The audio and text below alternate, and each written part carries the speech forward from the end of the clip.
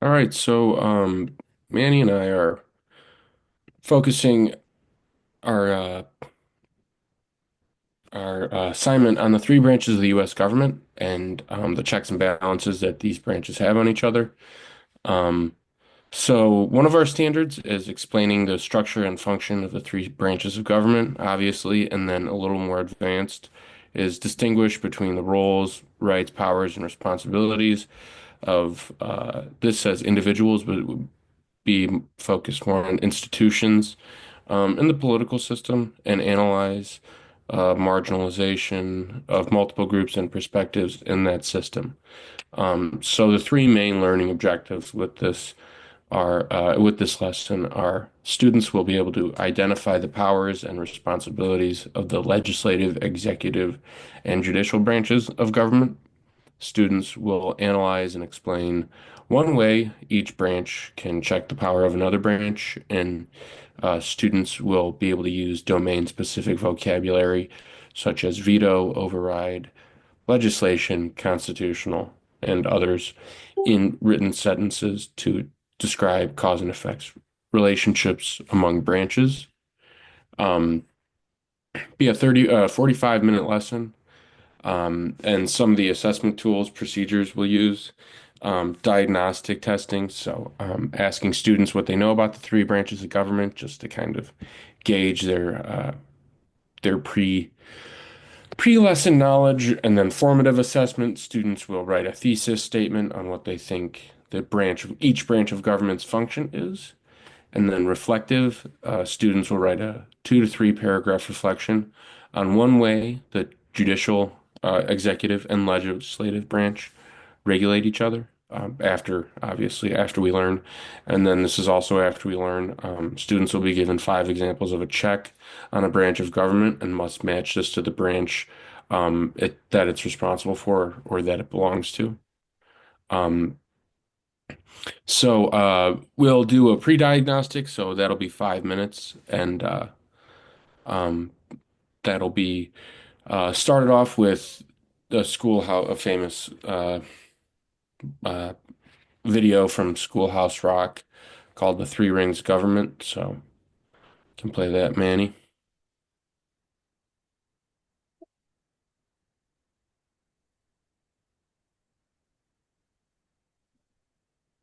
Wanna have a three-ring circus someday? People will say it's a fine one, son. Gonna have a three-ring circus someday. People will come from miles around. Lions, tigers, acrobats, and jongleurs and clowns galore. Tightrope walkers, pony riders, elephants, and so much more. Guess I got the idea right here at school. Felt like a fool when they called my name. Talking about the government and how it's arranged. Divided in three like a circus. One executive, two is legislative, that's Congress. Three, judiciary. See, it's kind of like my circus. Circus. Step right up and visit ring number one. The show's just begun. Meet the president. I am here to see that the laws get done. The ringmaster of the government. On with the show! Hurry to ring number two. See what they do with my Congress. Passing laws and juggling bills. Oh, it's quite a thrill in my Congress. Focus your attention on ring number three. The judiciary's in the spotlight. The courts take the laws and they tame the crimes, balancing the wrongs with your rights. No one part can be more powerful than any other is. Each controls the other, you see, and that's what we call checks and balances. Then says, well, everybody's act is part of the show, and no one's job is more important. The audience is kind of like the country, keeping an eye on their performance. One executive, two is legislative, that's Congress. Three judiciary. See, it's kind of like my circus. My circus. Gonna have a three-ring circus someday. People will say it's a fine one, son. But until I get it, I'll do my thing. With government, it's got three.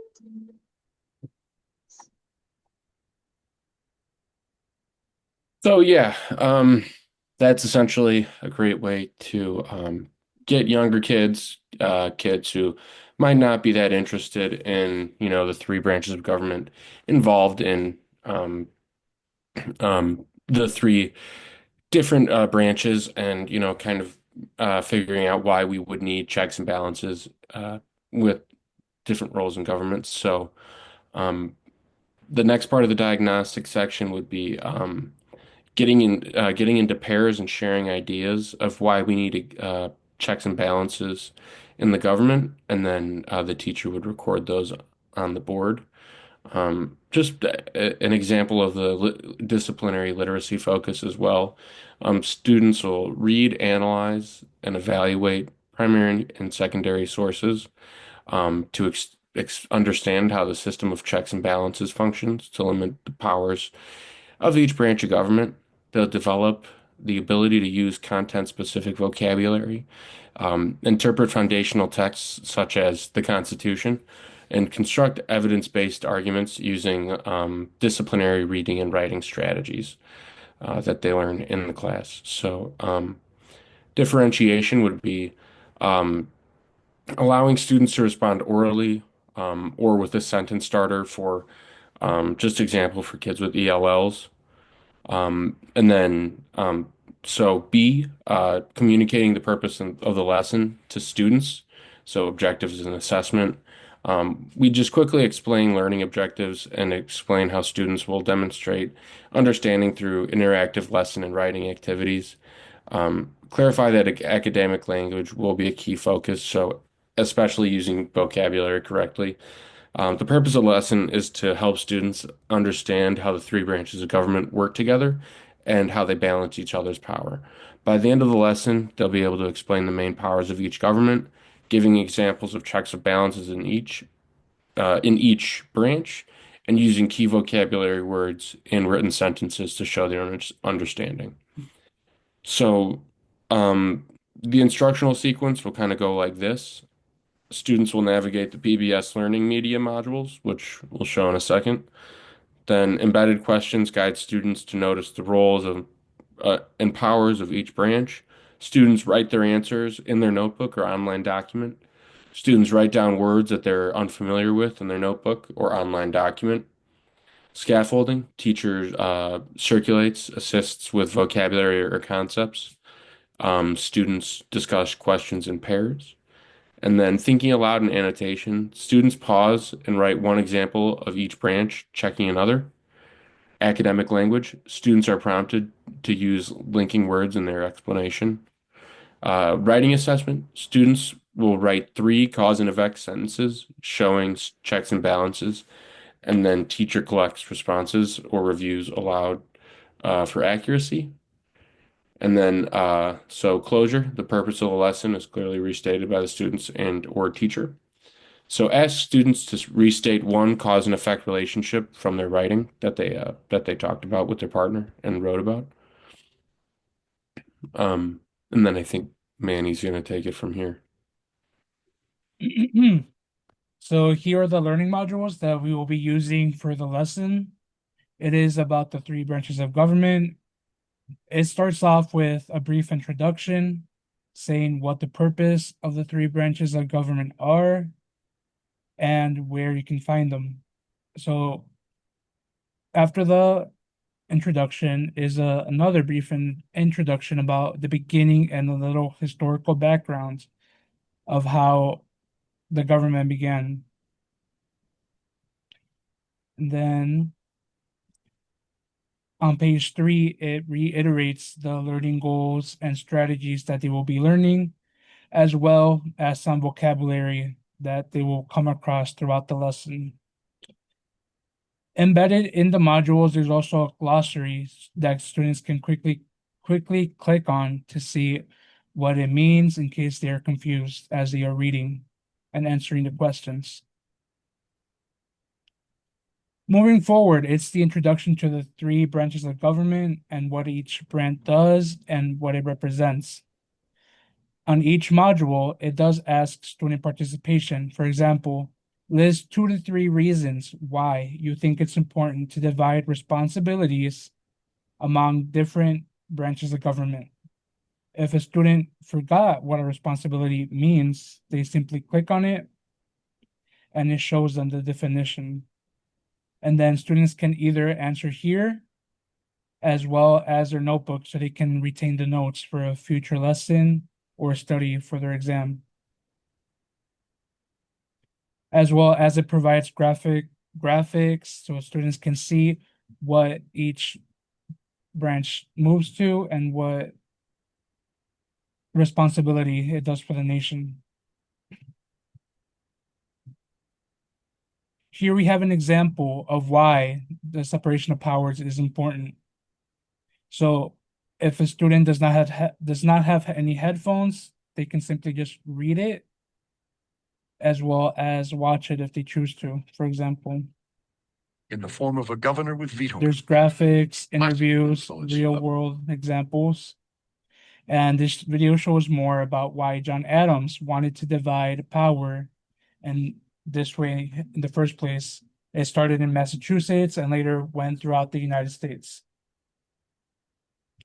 So that's just a little brief introduction on why everything began. And then right away, they have their first review.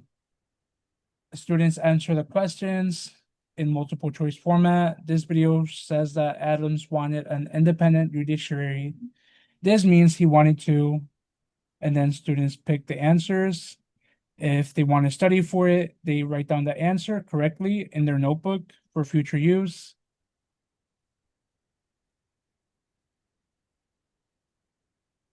As well as another graphic.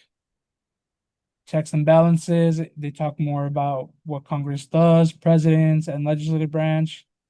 And then they have a written question.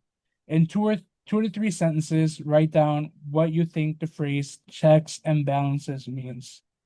So this again goes back to the vocabulary.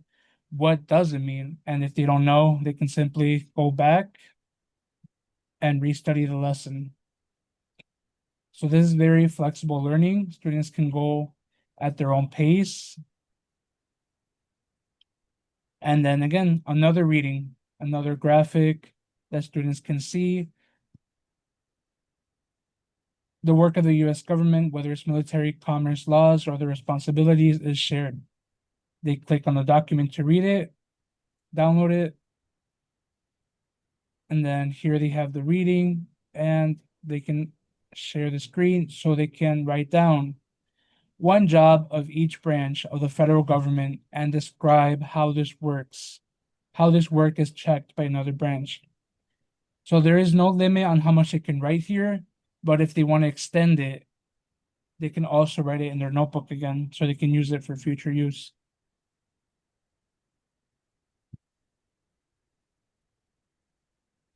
And then as well as so students can get engaged, they can play a little game. Well, they can see it as a game too. Mix and match, where is it, and everything like that. And then they receive the correct answers right away. For example, oh, see, gives them the options, submit. And then if they are incorrect, they receive the correct answer. Moving forward. They also have another, arrange it. It provides the graphics and everything so they can be very well organized and write it down in their notebook as well. Again, another video to review. And then it also tells them that for the final assignment, they may want to rewatch the video or reread the three branches of government.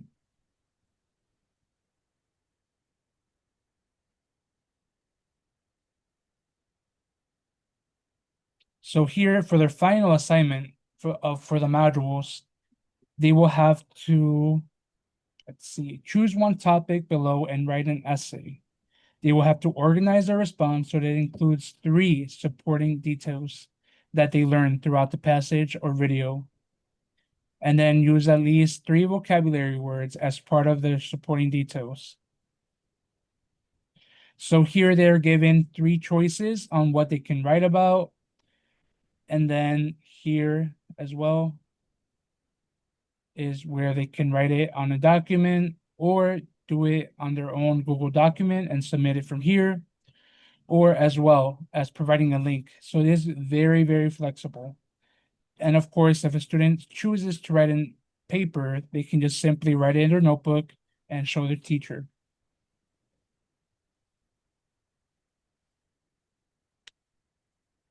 As well as if a student wants to print their work, they are able to do so for future use as a study guide, or they can save it on their learning module simply by signing in and using their school account. So their information is saved and go back, so they can go back whenever they need to.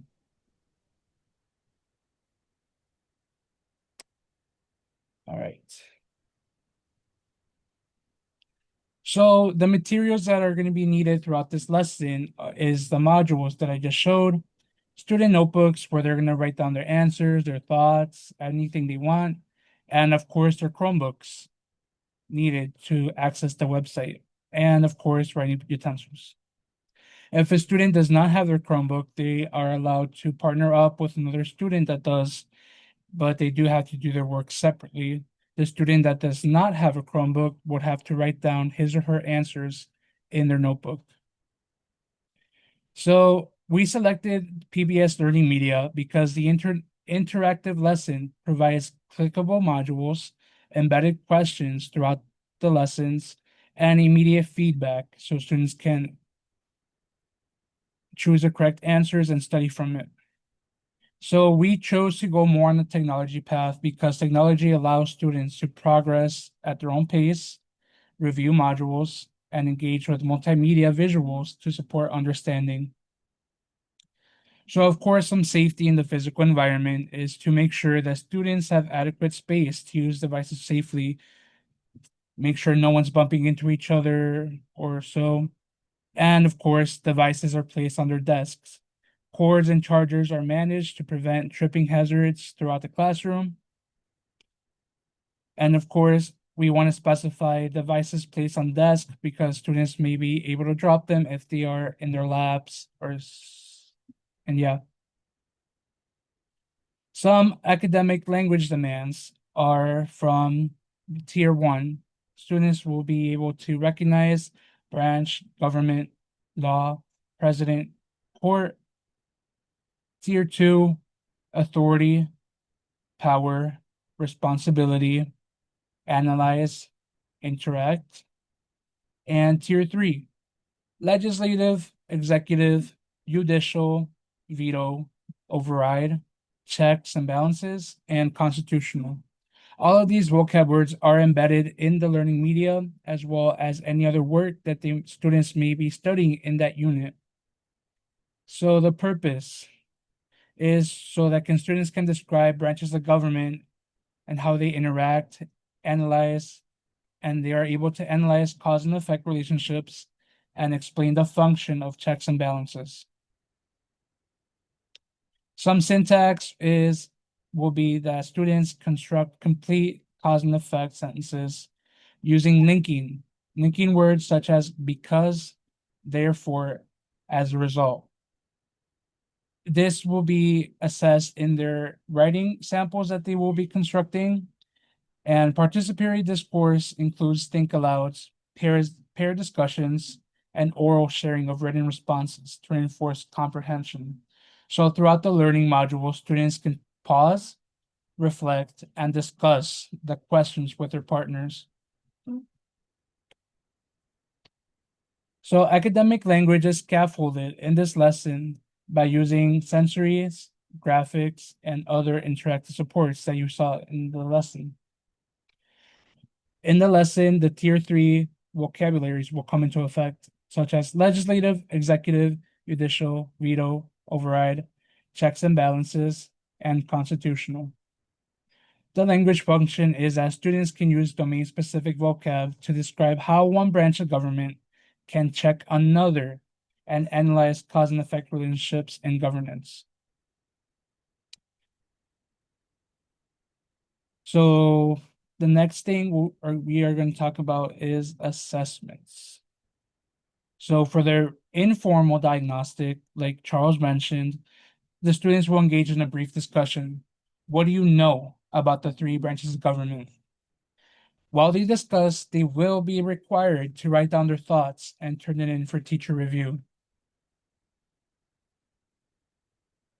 For in an informal formative, students will have a review of think aloud annotations to monitor understanding of cause and effect relationships and using correct vocabulary usage. For their formal reflective, students will write 2 to 3 paragraph reflections on at least one different way the executive, legislative, and judicial branch check each other's powers and create balance in the federal government. And then towards the end, for their formal summative, they will be giving a quiz or exam where they will have to write down 5 examples of checks and balances in government. And the student must name the branch of government they belong to. All right. Charles, do you want to touch up on differentiation?